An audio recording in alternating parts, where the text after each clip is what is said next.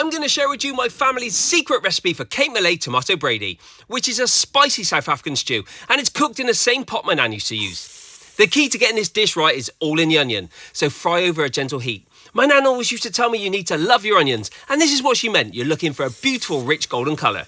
Add some garlic, cumin, chilli powder and tomato puree, then cook this out for a couple of minutes.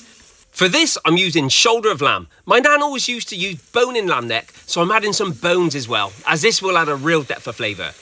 Pour in your chopped tomatoes, potatoes and some fresh chilli, then add just enough stock to cover. In case you were wondering, you can find the full recipe for this down in the caption so you can make this at home. Bring the stew up to a gentle simmer, then pop on a lid and cook for around 2 hours until the lamb is perfectly tender.